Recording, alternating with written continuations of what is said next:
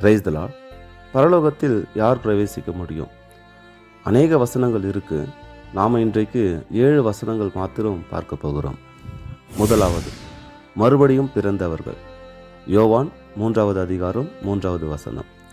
ஒருவன் மறுபடியும் பிறவாவிட்டால் தேவனுடைய ராஜ்யத்தை காணமாட்டான் என்று மெய்யாகவே மெய்யாகவே உனக்கு சொல்லுகிறேன். இரண்டாவது, மனம் திரும்பி பிள்ளைகளைப் போல ஆனவர்கள்.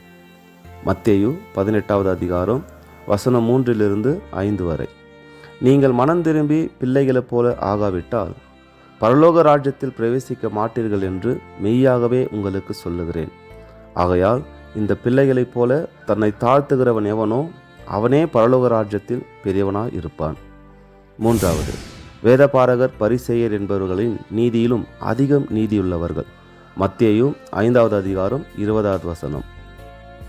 வேதபாரகர் பரிசேயர் என்பவர்களுடைய நீதியிலும் உங்கள் நீதி அதிகமாயிராவிட்டால் பரலோக ராஜ்யத்தில் பிரவேசிக்க மாட்டீர்கள் என்று உங்களுக்கு சொல்லுகிறேன். நான்காவது, மாம்சத்தின் கிரியைகளை செய்யாதவர்கள்.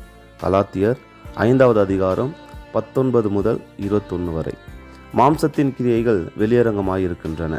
அவையாவன: விபச்சாரம், வேசித்தனம், அசுத்தம், காமவிகாரம், விக்கிரக ஆராதனை, பில்லி சூனியம், பகைகள், விரோதங்கள், வைராக்கியங்கள், கோபங்கள், சண்டைகள், பிரிவினைகள், மார்க்கபேதங்கள், பொறாமைகள், கொலைகள், வெறிகள், களியாட்டுக்கள் முதலானவைகளே.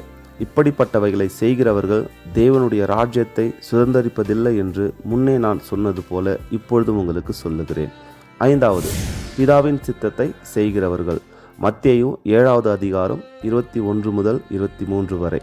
பரலோகத்தில் இருக்கிற என் பிதாவின் சித்தத்தின்படி செய்கிறவனே பரலோக ராஜ்யத்தில் பிரவேசிப்பானே அல்லாமல் என்னை நோக்கி கர்த்தாவே கர்த்தாவே என்று சொல்லுகிறவன் அதில் பிரவேசிப்பதில்லை. ஆறாவது, ஐஸ்வர்யத்தின் மேல் நம்பிக்கை வைக்காதவர்கள்.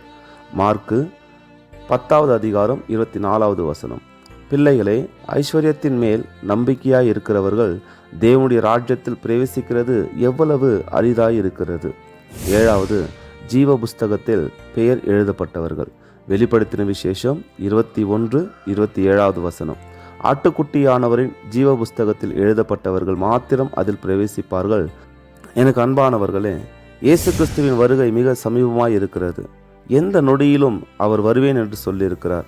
அதனால கேட்ட வார்த்தைகளாலே நம்மை நாமே நிதானித்து அறிந்தோமானால் நாம் பரலோகத்திற்கு எடுத்துக்கொள்ளப்படுவோம்.